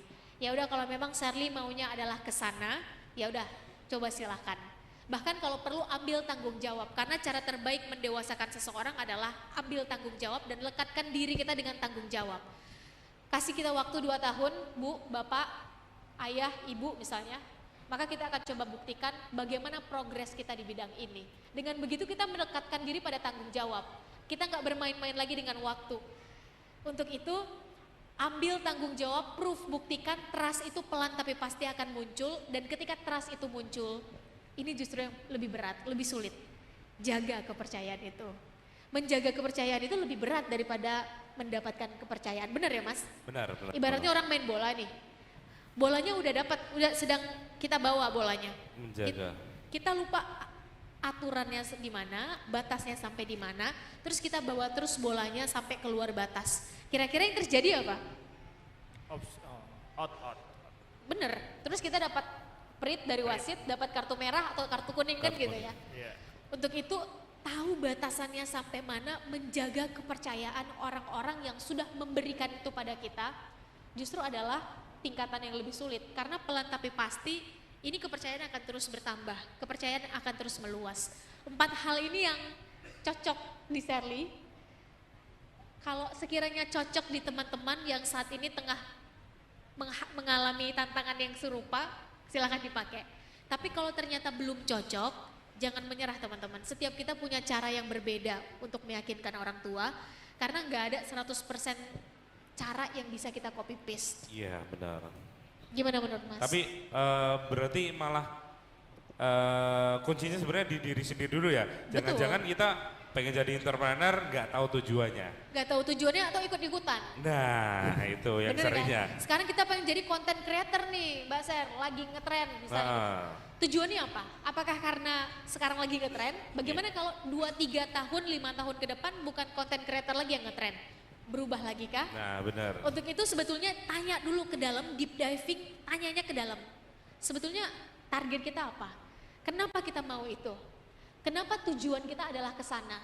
Segera temukan motivasi teman-teman dalam diri dan tanyanya ke dalam. Karena kalau kita mencari tahunya keluar, inspirasi boleh datang dari mana saja, tapi yang namanya motif itu munculnya dari diri sendiri. Wah benar-benar, Masya Allah. Masya Allah sekali. Sudah tercerahkan. Tercerahkan, Cide. Karena saya lampu, jadi cerah dulu gitu. Oh iya. Aku Oke, sendiri banget bisa loh. sambil minum dulu teman-teman ada yang mau nanya dari Gose, Gose, santai. bro. Santai. Santai. Kita buka 3 dulu ya. 3 Laki-laki penanya. perempuan kok. Piye? 3 penanya dulu. Dari Putra dulu 1 2 3. Saya baleni. Lah wong wis ngacung ini sih, Bro. 1 2 3. Iya, itu masih yang tengah. Tengah. Bisa dikasih mic. Kasih mic. Dikasih mic lah. Berdiri atau duduk, Mas? Berdiri. Berdiri. Nama, nomor HP. Oh, lahir dari mana? Berdiri, Mas. Nah, Berdiri. Kata MC berdiri. Bener. rasa. Ya betul. Assalamualaikum warahmatullahi wabarakatuh. Waalaikumsalam warahmatullahi. Perkenalkan, nama saya Ahmad Fatih dari Kabupaten Ngawi. Izin bertanya, Mbak. Wah, mantap. Ya, jadi begini, di masa-masa muda ini, masa-masa muda sekarang ini seperti saya yang usianya 20-an. Jadi lagi di masa-masa sedang kesepian, terus cemas. Wah, rasa curhat. Kesepian dalam arti Siti. masih bingung terhadap tujuan kita di masa depan. Nah, itu kan sebagai salah satu tanda-tanda sebagai quarter life crisis ya, Mbak ya. Ya, bagaimana kita caranya untuk terhindar atau keluar dari masa-masa di mana sedang quarter life crisis tersebut, dan cara kita untuk menjadi personal branding yang baik di masyarakat itu seperti apa? Oke. Pertanyaannya kekinian Oke, banget. terima Keren kasih. banget. Mohon Keren. untuk pencerahannya. Iya, Mas cedak lambu lo cerah. Mas Ginang, saumuranku lho, Mas. Saumuranku. Dia 20-an. 26. Weh, 26. Nah, Weh, quarter life crisis. khusus nganti 30. Tiap malam overthinking ya, Mas. Aduh. Weh. Podo, Mas, tos. Weh, buat status WhatsApp ngerasani tanggane. Nah, oleh no. Ora Poso, oleh. poso. Oh ya, oke. Mau dijawab dulu aja. Enggak, langsung. Enggak seri. Quarter life crisis, keren sekali ya. Keren sekali. Keren sekali. Ngomong Ini banget anak-anak ya, Seri. sosial media banget. Betul. Tapi kalau kita boleh artiin nih Mas, kita artikan ini kan bahasa Inggris kan. Iya, Quarter life crisis. crisis. Berarti quarter ini seperempat, life hidup, krisis masalah. Benar, krisis. Jadi masalah ketika kita usianya seperempat abad gitu. Iya, kan. benar. Usia-usia Kalau segitu. 26 udah lebih ya? Ya kurang lebih segitu Oh lah. iya. Sampai 30, Mas Ginang. Oh iya, santai. Ya, ya. Dan 30 sampai 35, penelitiannya Ya. begitu. Iya, benar. Jadi di masa-masa ini kalau di zaman sekarang Iya. kita mulai dihadapkan berada di persimpangan di mana opsi-opsinya ini akan banyak mengubah kehidupan kita, pilihan-pilihannya mulai ada di hadapan Iya. kita. Mau ambil yang ini dulu, apa yang ini dulu, Bimbang. mulai pikirnya kemana-mana Iya. dan seterusnya gitu. Tetangga sudah bawa mobil. Nah, Wah. wah ini kok Curhat. mereka udah sampai sana, kita kok masih di sini-sini aja gitu ya. Lah, itu. Saya itu kayak. Koncone akeh ra kowe tok. Ini menarik karena 2-3 tahun belakangan ini saya agak sengaja belajar lagi tentang ini Mas. Ternyata ini juga hal yang sebetulnya dialami sejak dulu. Tapi kenapa istilah quarter life crisis ini kan baru munculnya beberapa Baru-baru waktu aja. terakhir ini kan. Saya coba pelajari, ini saya angkat dulu ke sini ya. 4 pertanyaan tadi kalau teman-teman ingat, siapa kita di masa depan, tentukan target, minimal kita punya smart goal setting, spesifik, measurable, terukur targetnya, hanya achievable, targetnya harus achievable. Karena kalau enggak, yo bisa, padahal itu target nggak achievable.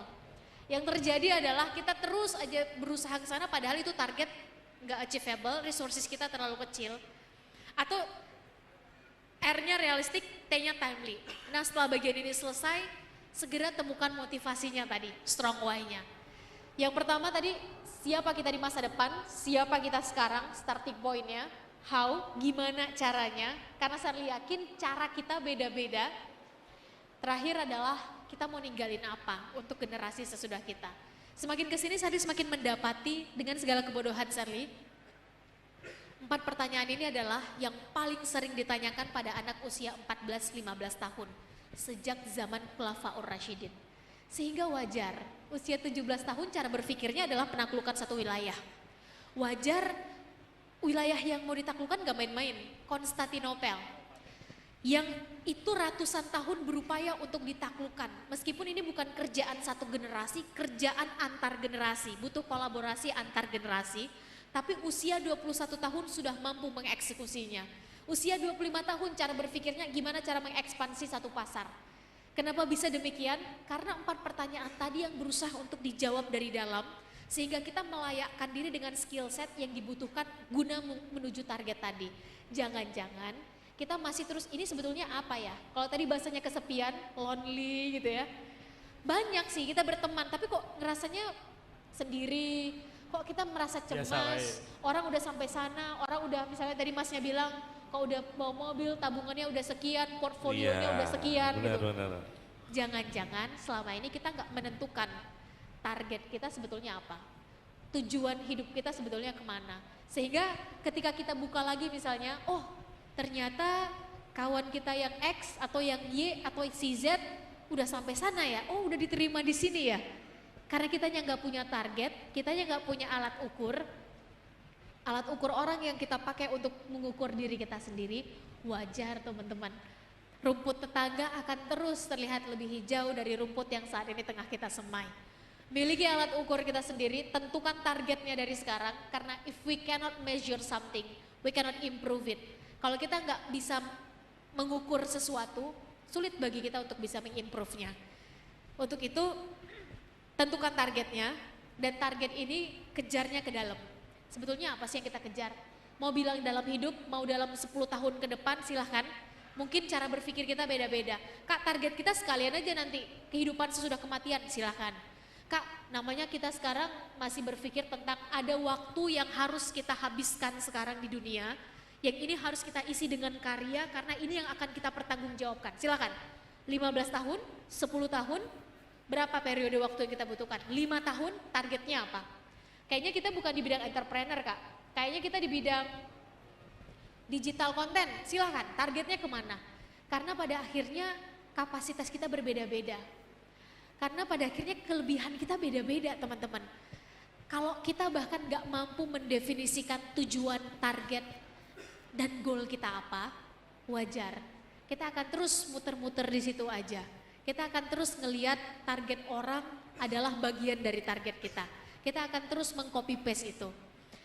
Dan pertanyaan kedua adalah segera temukan starting point kita di mana. Dalam hal ini mungkin saya masuk sedikit, Tuhan ngasih kita starting point beda-beda. Ada yang di angka 1, Allah ngasih kita di angka 2. Gak semua kita nggak bisa milih, ya Allah saya mau lahir di tengah keluarga seperti ini, kan gitu ya. Di tengah lingkungan seperti ini, di tengah situasi yang kayak begini, kan kita nggak bisa milih. Ya, starting point kita beda-beda. Ada yang di angka 1, ada yang di angka 5, ada yang di angka 7, ada yang di angka 10. Bagi mereka yang di angka 1 menjadi 4 adalah achievement. Mari kita apresiasi dan syukuri. Bagi mereka yang di angka 7 aja nggak cukup. Bagi mereka yang di angka 10, yang dari turunannya misalnya memang udah diturunkan perusahaan secara turun-temurun misalnya, 10 aja nggak cukup teman-teman. Harus naik jadi 11 atau 12, itu tanda bahwa kita bertumbuh. Bukankah ini juga yang menjadi sunatullah, hari ini harus lebih baik dari kemarin, besok harus lebih baik dari hari ini. Toh demikian memang yang dianjurkan. Untuk itu sebetulnya yang butuh untuk kita kejar adalah 4 pertanyaan tadi dijawab, dan yang kedua, fokuslah pada solusi, bukan fokus pada perasaan. Kenapa? Karena kondisi kayak tadi itu semua perasaan kesepian, bener gak? Perasaan cemas, anxiety, benar. perasaan bingung, overthinking, Benar. perasaan dan seterusnya. Itu semua feeling, perasaan. Perasaan itu harus kita manage. Kalau enggak, kita yang di-manage oleh perasaan. Itu udah hukum alam. Terus cara memanage perasaan gimana Kak Ser? Salah satunya adalah dengan logika. Salah duanya, ini udah ultimatum. Ini udah ultimate solusinya. Adalah kembali kepada Al-Quran, kembali pada hadis. Udah, itu udah ultimate. Tapi kalaupun misalnya belum sampai ke sana, ya udah, balik aja ke logika. Perasaan dan logika ini 2 hal yang berbeda, teman-teman. Menangkan perasaan, logika kita tumpul. Menangkan logika, perasaan kita menciut. Silakan teman-teman cek. Ini kayak minyak sama air. Mungkin awalnya nyatu, terus nanti dia berpisah. Nah hal-hal kayak tadi itu semua perasaan. Perasaan sendiri. Udah langsung aja target kita kemana. Tujuan kita sebetulnya kemana. Semua hal yang dibutuhkan starting point kita di mana. Kira-kira apa yang harus kita mulai dari sekarang. Jangan tunggu sempurna untuk memulai. Mulai dulu, pelan-pelan kita sempurnakan apa yang kurang. Dengan sendirinya nanti kebuka tuh jalannya. Dengan sendirinya ketemu pertemanannya. Karena pada akhirnya kita dengan siapa kita bergaul kan gitu ya. Kita bergaul dengan 5 orang yang sama overthinking, suka insecure misalnya, suka pesimis dengan diri sendiri, suka merasa kecewa dengan masalah dan fokusnya pada kecewa bukan fokus pada solusi. Maka sebetulnya kitalah tipikal manusia yang ke-6. Maka melingkupi diri dengan orang-orang yang mampu menyeimbangkan tadi antara logika dan perasaan, mampu menarik kita kembali kepada track yang seharusnya adalah Sherly pikir cara ketiga yang setidaknya cocok di Sherly. Jawab 4 pertanyaan tadi yang sempat kita bahas, seimbangkan antara perasaan dengan logika. Kalau ternyata kita mau naik levelnya, maka otomatis semua permasalahan ada jawabannya di dalam Al-Quran. Karena sebetulnya Islam itu bukan a way of life, the way of life. Jadi jalannya bukan satu, jalannya banyak. Gak bisa pakai jalan yang ini, pakai jalan yang ini. Kita bukan dituntut untuk berbicara, kita bukan dituntut untuk 5 tambah 5 adalah 10, bukan begitu. Tapi untuk menuju 10 ada banyak caranya. Untuk itu ketika targetnya sudah ditentukan banyak caranya. Boleh jadi selama sampai entek suara. Selama ini jangan-jangan kita fokus pada permasalahan-permasalahan kecil karena kita belum punya target yang besar atau target kita terlalu kecil untuk energi kita yang besar. Besarkan targetnya karena energi anak muda itu terlalu besar untuk target-target yang kecil. Terakhir saya tutup, lingkupi diri kita dengan pertemanan yang sehat. Kalau teman-temannya aja udah toksik, ya otomatis kitalah tipikal manusia yang demikian. Untuk itu cara terbaik untuk tahu karakter orang, teman-teman. Ini mungkin sedikit bukan rahasia, ini udah jadi pengetahuan umum. Cara terbaik untuk mengetahui karakter seseorang adalah bukan bertanya, Mas karakter sampean kayak gimana? Karakter kamu kayak gimana? Atau lihat di sosial medianya, jangan teman-teman. Sosial media itu udah difilter sedemikian rupa yang di-post yang baik-baik aja, bener ya? Bener sekali. 15 detik kebahagiaan. Betul. Cara terbaik untuk mengetahui karakter seseorang adalah cek dengan siapa dia bergaul. Mantap. Dia bergaul dengan 5 orang penggibah, dialah penggibah ke-6. Dia bergaul dengan 5 orang koruptor, dialah koruptor ke-6. Dia bergaul dengan 5 orang hafiz-hafizah, yang memang itu tercermin dalam kehidupan sehari-hari, dialah hafiz-hafizah ke-6. Minimal kita kecipratan hafalannya atau minimal kecipratan berkahnya. Kita bergaul dengan 5 orang entrepreneur, kitalah entrepreneur ke-6. Minimal cara berpikir kita adalah layaknya seorang entrepreneur. Kita bergaul dengan 5 orang yang sehari-harinya tepat waktu, disiplin, bertanggung jawab. Kitalah orang ke-6 yang punya kurang lebih karakter kayak begitu. Jadi cara terbaiknya adalah cek ini sebetulnya bergaulnya di tipikal tempat seperti apa, kawan-kawannya gimana, maka sebetulnya demikianlah karakter yang ada pada kita. Nah mengenai personal branding, sebelum terlalu teknis, saya pengen bilang begini, beda antara pencitraan dan personal branding. Wah. Ini 2 hal yang berbeda teman-teman, kita samain dulu frekuensinya. Kira-kira bedanya apa Mas? Kalau pencitraan itu ada yang dituju ya. Lucu-lucu ya. Validasi pencarian. Iya. Validasi dari eksternal. Bener. Ini bukan ujian ya. Iya. Tapi menurut Masnya apa gitu bedanya? Kalau pencitraan. Pencitraan. Kalau pencitraan, wah ini aku merasa bodoh ini. Kalau pencitraan menurut saya, kalau pencitraan itu apa ya? Sesuatu yang bukan berasal dari diri sendiri sebenarnya. Yes, sesuai matema kita, benar nggak? Yes. Pencitraan itu nggak ada tapi diada-adakan. Iya, benar. Palsu. Bener ya? Ya. Tapi kalau Alhamdulillah, branding, cerdas aku. Sidik. tapi kalau branding ini kebalikannya. Teman-teman punya kelebihan 5, tapi yang mau diunggulkan 1. Teman-teman latih tuh, teman-teman branding sedemikian rupa, teman-teman fokus di situ. Maka perbedaannya adalah kalau branding semakin digali, dia semakin indah, semakin ketemu, semakin berisi. Tapi kalau pencitraan semakin digali, itu semakin kopong, semakin bolong karena sebetulnya nggak ada. Maka menarik pertanyaannya tadi gimana bicara tentang personal branding ketika kita udah punya self awareness, tahu kelebihan kita apa, fokus, do and give the best sekarang nggak cukup, show it, tunjukkan tanpa bermaksud melebih-lebihkan. Kata kuncinya satu, repetition, that's it. Konsisten, pengulangan. Karena pada akhirnya kita butuh pengulangan, habit aja butuh diulang untuk jadi karakter, apalagi personal branding. Mungkin demikian. Iya. Masya Allah sekali Masya Mas Allah. Ginang. Luar biasa sekali. Brandingnya Mas Ginang lemu lucu. Lah nek dek kuru, aduh lali kabeh Mas Ginang. Wah, Bener jangan. brandingnya personal branding lemu lucu. Ini loh, Kak Sherly. Ini. Woi. Wah. Anek Jangan dewe kuru. Lemu lucu. Jangan lupa di follow Lemu Lucu 48. Alah. Sekalian promosi. Gitu. Satu lagi Mas Ginang untuk yang putri mungkin. Satu aja. Oh. Satu lagi. Buruk dikon di sini. Oke, satu kali lagi ya. Oke. Di yang bawah beda. dulu, di bawah dulu. Tangannya di bawah dulu. Oke, tangannya di bawah dulu. Di bawah ini. Ayo, Mas Wakih silakan dipimpin. Oke, burung bro. Ya, satu kali lagi dan harus beda dengan pertanyaan Masnya ya. Yuk, 1, 2, 3. Ayo, pilihan. Mana Mas Eri? Pilih dulu Mas Eri. Oh silakan. Sing ndi Mas Ginang? Aku ra ketok mo. Sing iki lho, Mbak samping iki lho. Sing ndi? Iki lho kanan lho. Kanan ini yang pakai Pojok. masker. Enggak. Apa? Hah? Buri lho. Buri ini. Oh ini. Ya. Udah. Yo silakan. Yang Bisa lainnya jangan kelihatan loh itu dari ya. sini, hebat sekali ya. Kenapa? Bisa kelihatan dari sini. Lo. Kalian kan sambil gini, Pak. Weh. Karena menuju tahun-tahun politik.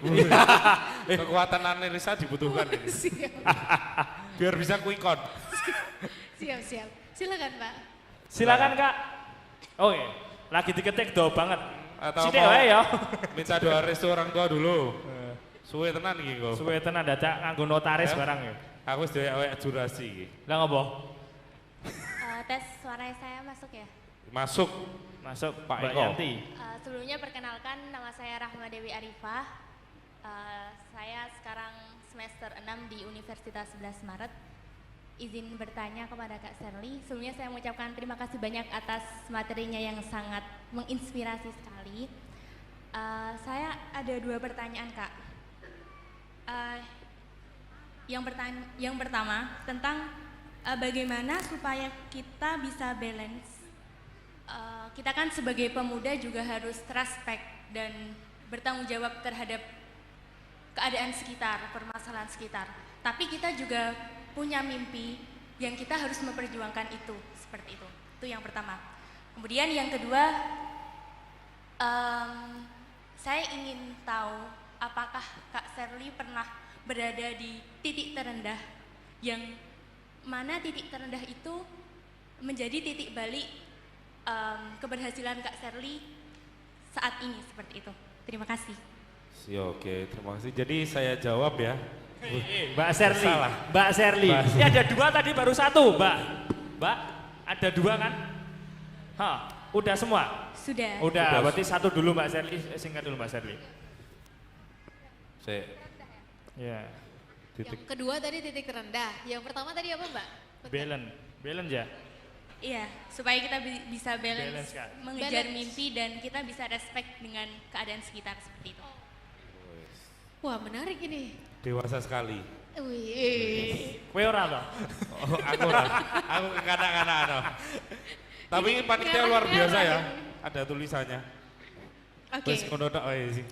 Baik, pertanyaan pertama menarik. Bagaimana, sebelumnya terima kasih Mbak atas pertanyaannya.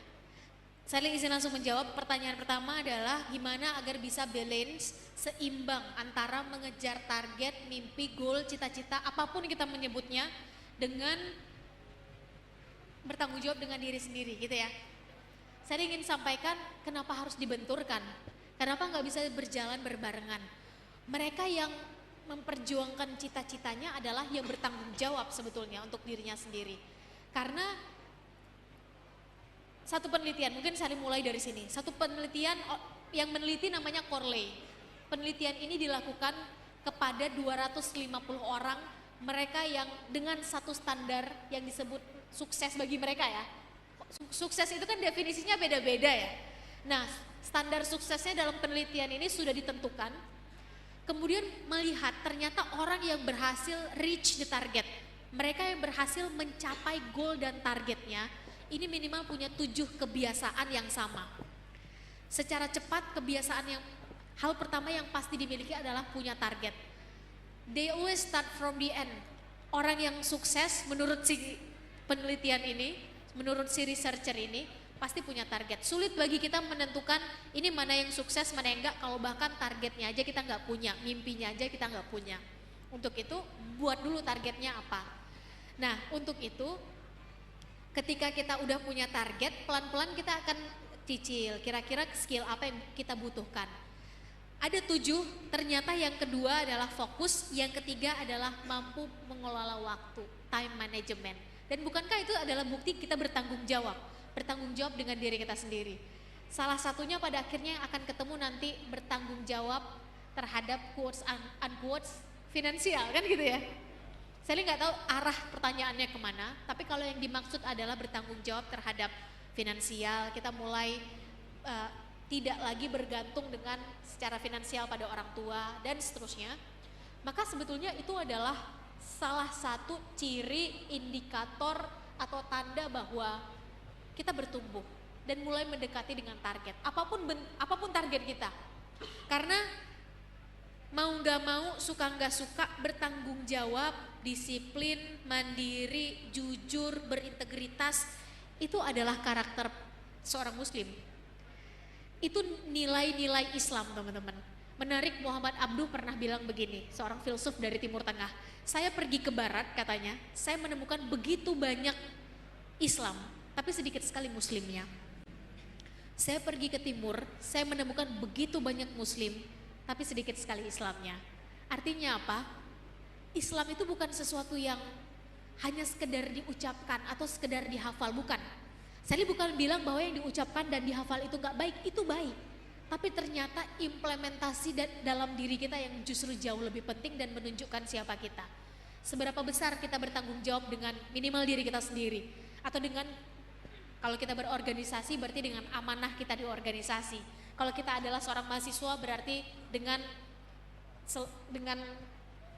di tempat kita saat ini sedang berkuliah, dengan kedisiplinan kita, hadir tepat waktu.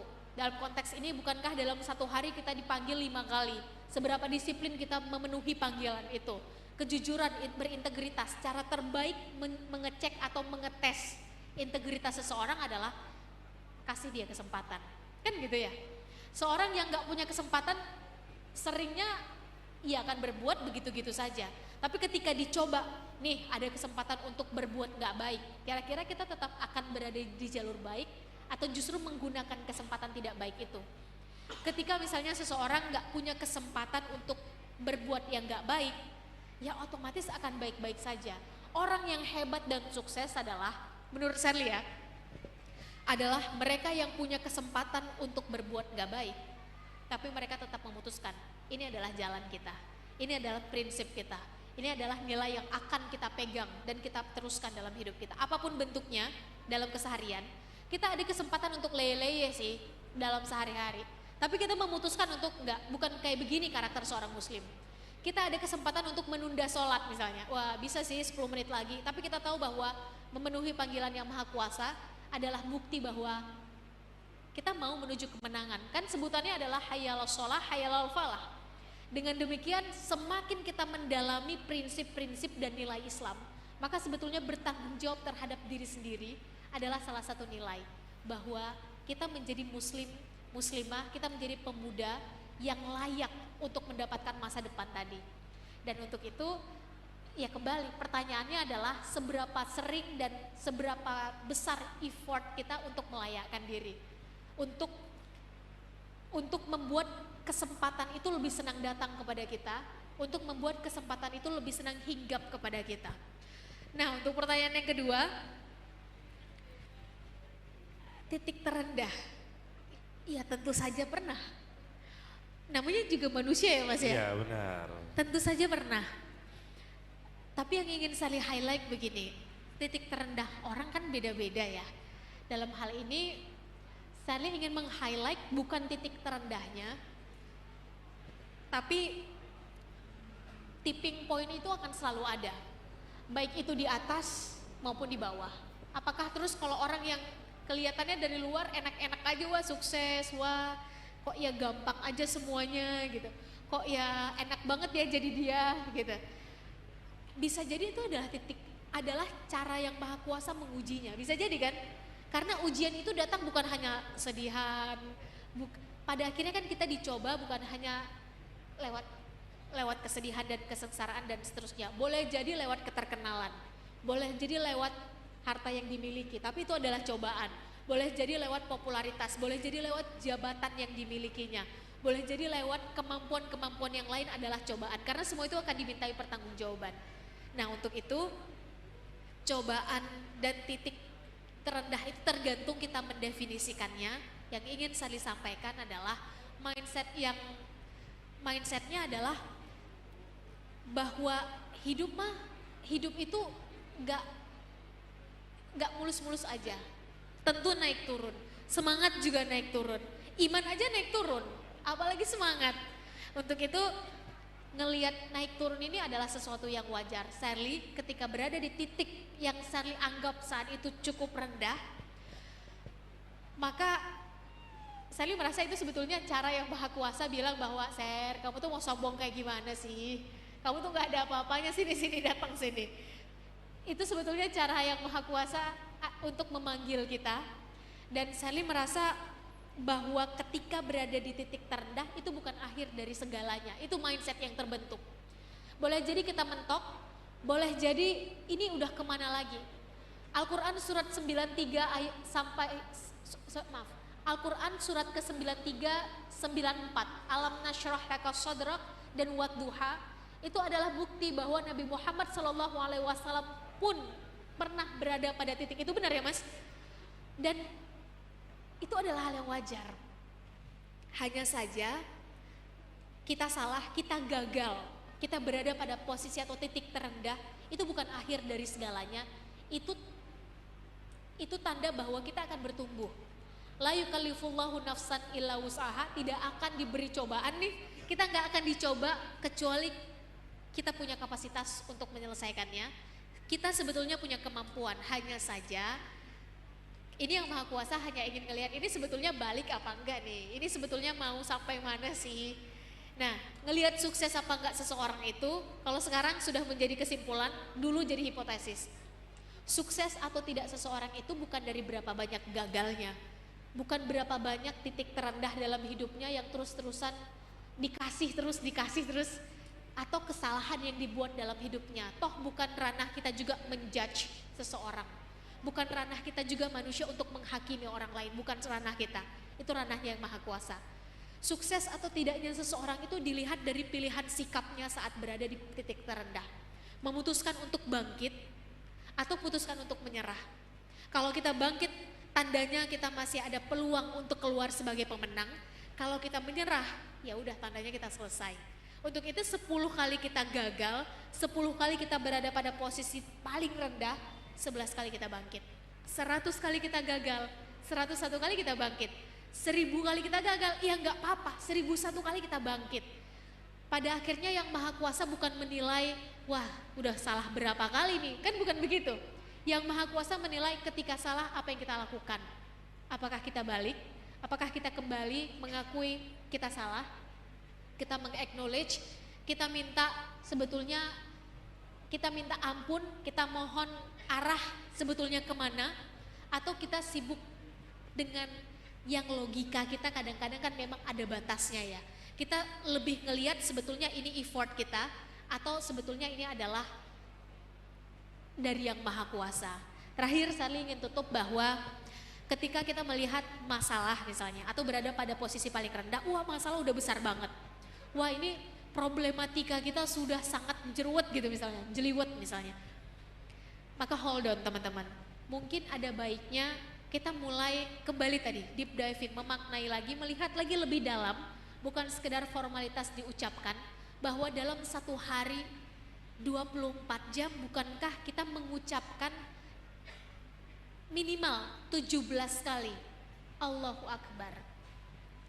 Bahwa itu bukan hanya sekedar ucapan, tapi maknanya dalam sekali. Saat dalam satu hari minimal 17 kali kita mengucapkan Allahu Akbar, maka sebesar-besarnya apapun masalah, itu tuh sangat kecil bagi sang pemilik masalah itu sendiri. Jangan-jangan selama ini kita udah terlalu jauh dari sang pemilik masalah, dan ini adalah bentuk rindunya yang maha kuasa untuk memanggil kita lagi. Maka masalah itu boleh jadi adalah yang membuat kita kembali, membuat kita pulang, bahkan itu cara kita kembali kepada sejatinya kita, kembali kenal ke diri sendiri. Karena kan dasarnya kita adalah abdi. Karena ketika kita kembali sadar bahwa iya kita manusia ini gak ada apa-apanya. Mampu atau tidak mampunya kita itu bukan karena effort kita, tapi karena yang maha kuasa yang memampukan kita. Pada akhirnya boleh jadi kita menyelesaikan sesuatu bukan karena kita yang hebat, bukan karena kita yang pinter, bukan karena kita yang punya kuasanya, tapi boleh jadi itu adalah karena campur tangan orang-orang di sekitar kita, karena kudrah dan irodahnya yang maha kuasa. Boleh jadi itu adalah doa orang tua kita di sepertiga malam terakhirnya. Untuk itu ketika udah berada pada tipping point dari Shirley, ini kembali ke orang tua. Boleh jadi ini ada salah apa nih dengan orang tua? Karena teruntuk teman-teman yang masih ada orang tua, dalam hal ini izinkan Shirley masuk sedikit ke sini. Teruntuk yang masih ada orang tua, boleh ayah, boleh ibu, boleh bapak, boleh ibu gitu, boleh bunda. Teman-teman kejar ridho mereka, kejar apapun yang teman-teman perjuangkan. Karena mungkin selama ini kecepatan kita cuma 5 km per jam atau 10 km per jam. Itu terakselerasi menjadi 3, 4, 5 kali lipat. Boleh jadi itu karena doa-doa mereka di sepertiga malam terakhir. Atau boleh jadi itu karena ridhonya mereka atas apa yang saat ini tengah kita perjuangkan. Karena ternyata doa mereka, ridho mereka itu jauh lebih cepat sampai ke yang maha kuasa. Maksudnya ini kan cara-cara yang mungkin gak kasat mata, tapi Shirley meyakini bahwa cara-cara kayak gini cara-cara yang cara-cara cepat lah begitu istilahnya. Berada pada tipping point ini membuat Shirley akhir-akhir ini sadar bahwa jangan-jangan ini ada komunikasi khususnya dengan orang-orang tersayang yang butuh untuk diperdalam. Mungkin 3-4 tips itu yang Shirley lakukan ketika beberapa kali merasa berada pada posisi sedang tidak baik-baik saja, dan pada akhirnya masalah itu akan berlalu ketika kita menyelesaikannya. Bukan berlarut-larut dengan masalah atau overthinking, karena dulu Shirley adalah overthinker, akut malah, bisa gak tidur berhari-hari.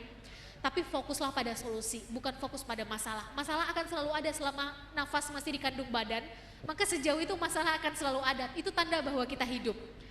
Kalau udah nggak ada masalah lagi, ya berarti kita nggak hidup. Udah selesai dong. Selesai. Betul ya Mas? Selesai. Jadi ada masalah, itu tanda bahwa kita hidup. Itu tanda bahwa kita mau naik level. Dari SMP ke SMA kita butuh ujian dulu baru bisa naik tingkat. Dari SMA mau kuliah juga sama. Kuliah mau lulus harus ujian dulu, ada tahap akhirnya baru kita bisa lulus. Untuk itu ini tanda bahwa yang maha kuasa menyiapkan sesuatu. Sesudahnya, inna ma'al usri yusra fa inna ma'al usri yusra. Kalau mindsetnya kayak begini ngelihat masalah, oke, ini tanda bahwa ada sesuatu di habis ini. Ini tanda bahwa kita yang dipilih oleh yang maha kuasa untuk menyelesaikannya. Bukan orang lain, bukan si dia, bukan mereka, tapi kita yang dipilih. Mungkin gitu cara berpikirnya, sehingga ya udah dijalani aja. Mungkin gitu Mas. Oke, baik, Masya Allah, luar biasa. Masya Allah Untuk sekali. Mbaknya paham, Shirley. mbaknya. Paham lo ya? Ya Allah, paham. Nah, Harus. Oh ya, setelah ini ya baru foto ya. closing statement. Oke, Saya kira mau sebelum foto kita mau minta closing statement dari Mbak Shirley dulu. Closing statement tentang acara pada malam hari ini singkat saja untuk teman-teman anak muda di Sragen terutama yang hadir pada malam hari ini di Masjid Raya Al-Falah. Monggo. Pada akhirnya hanya akan ada dua pilihan teman-teman semua. Kita diwarnai atau kita yang mewarnai. Kita yang membentuk atau kita yang membentuk. Untuk itu ini bukan lagi zamannya anak muda main di pinggiran. Ini waktunya anak muda menjadi bagian. Ini bukan lagi waktunya anak muda jadi penonton, pemandu sorak. Ini waktunya anak muda ikut turun lapangan, ambil bagian, urun angan dan urun tangan. Kalaupun kita nggak bisa jadi pemain utama ya nggak apa-apa. Kita jadi pemain cadangan dulu aja. Nggak bisa jadi pemain cadangan ya nggak apa-apa. Turun dulu, lihat dulu. Ini sebetulnya apa yang sedang terjadi. Kita ingin ambil kontribusi dan bagian di bidang apa sesuai dengan kapasitas, sesuai dengan bidang kita masing-masing. Dan sekarang bukan lagi zamannya kita saling sikut-sikutan, kita saling membanding-bandingkan. Ini waktunya kita saling bersatu, saling menguatkan. Harapannya tujuan, target, nilai, prinsip yang kita perjuangkan adalah sama. Kalau sama, saya bisa pastikan 10-15 tahun ke depan mungkin arahnya berbeda, tapi kita akan ketemu di barisan yang sama, barisan anak muda, barisan muslim-muslimah Indonesia yang menginginkan tentunya yang lebih baik untuk bangsa, untuk negara, dan untuk agama.